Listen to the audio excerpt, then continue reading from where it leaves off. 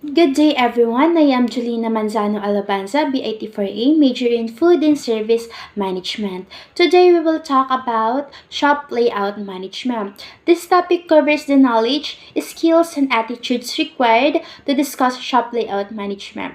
Different types of shop layout, compare and contrast various shop layout designs, and determine each function types of shop layout. So first, what is shop layout?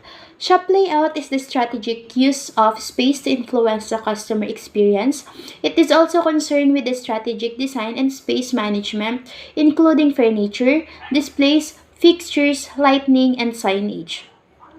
Management to shop layout, on the other hand, gives the planning to design of the shop, organizing all the resources needed for it, staffing or manning the organization for proper utilization of the area of the laborers, directing manpower for further improvements or expansion of the shop, and controlling the core areas that affects the product and services of the organization. So, layout is an important strategy for retail success.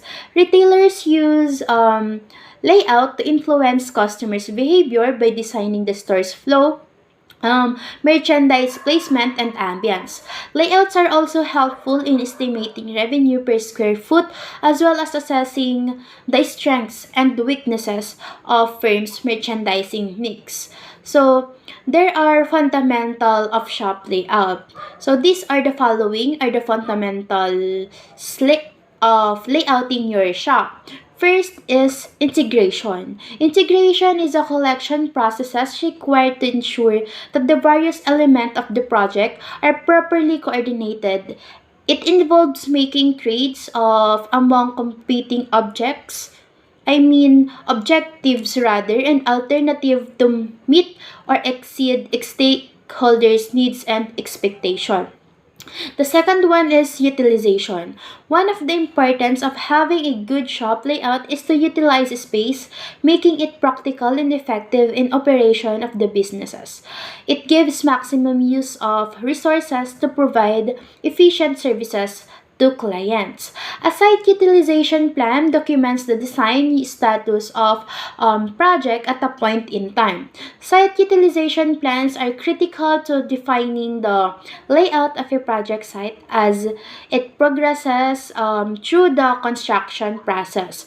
The site is continuously changing, so therefore there is no one representation that represents the progression of the site throughout the construction process.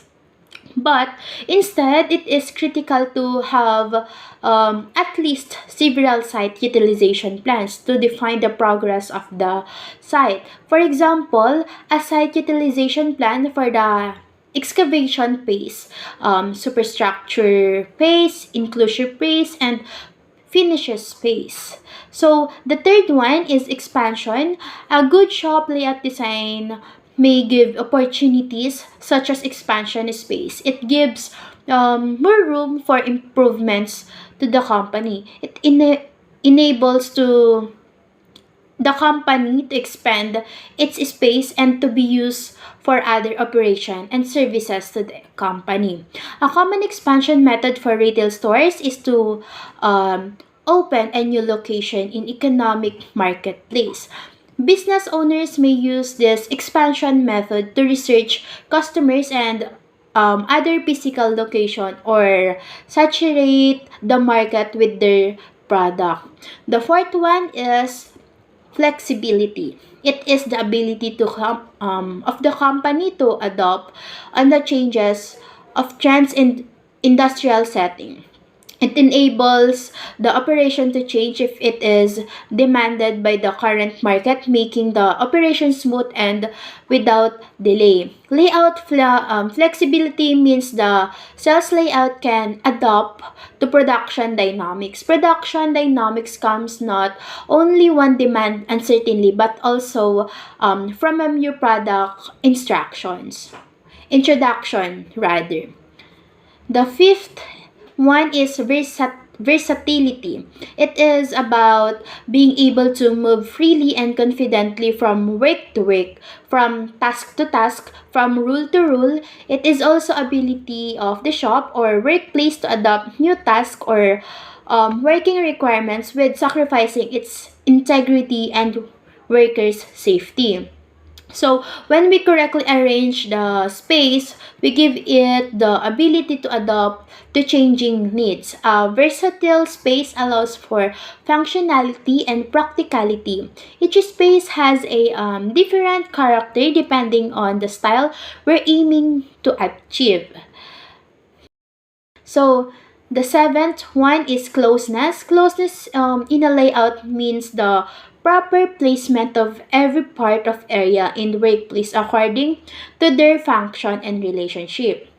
So, all items that will be used once an establishment open must be in a place to avoid any mishaps. The next one is convenience. It is arrangement of every part or items in the workplace that corresponds to the needs of every workers, administrators, and clients that saves the simplifies work, easy access, and provides ease of comfort to everyone. Just like closeness, all time that will be used once an establishment opens must be in place to avoid any mishaps. That is very prerequisite sa lahat po ng bagay. So, the last one is orderliness, initiated with other qualities such as cleanliness and diligence, and the desire for order and symmetry, and is generally considered to be desirable quality. Order and closeness are extremely important for safety at work. Lack of organizations is often one of the reasons behind incidents and occupational accidents. Orderliness also makes work lighter as it makes it easier to use assistive devices such as hard cards. So, the purpose of this fundamental layout is to maximize the assets of company. It lessens the cost of operations and gives productivity to by utilizing all the available space of the floor plan you have designed. So the next topic is types or kinds of shop layout. There are four types of shop layout. Um, One is product or line layout, process or functional layout. The third one is combination type layout. And the lastly is fixed position layout. The different types of shop layout help the companies utilize and adapt to the needs and demands the consumers, and it enables their operations to be efficient and effective. So the first one is product or line layout, an arrangement based on the sequence of operations that are performed during the manufacturing of a good delivery of service. Continuous flow, mass production, and flow shop process are usually physically organized by a product layout. The product layout examples are maturely manufacturing units and continuous processes. Certain industries like sugar, paper, and cement are the best example of it. Also, automobile industries and electronic appliances like printers and refrigerators use these product layouts for manufacturing. The second one is process or functional layout. Here is a design for a floor plan of a plant which aims to prove efficiency by arranging equipment according to its function. Process layout is usually used for products that are average size and with an average production process. A functional layout is a workplace configuration in which operations, processes, or are organized by the type of work, so-called function they do. For example, manufacturing plant that has sanders in one area, so saws and another assembly in another is a functional layout. The third one is combination layout. It refers to the combination of two or more layout, usually large-scale production. It is also called hybrid layout. A combination layout is also useful with um, when a number of items are produced in same sequence, but none of the items are to be produced in a bulk, and thus no item justifies for individuals in independent production line. The example of this is files, hawk sauce, circular metal sauce, food sauce, etc.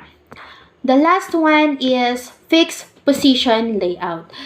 It addresses the layout requirements of large, bulky products such as ships, buildings, real estates, and etc. In a fixed position layout, the project remains in one place, and the workers and equipment come to that one work area. Example of this type of project are a ship, highway, bridge, a house, and an operating table in a hospital operating room. So that's all for today. Thank you.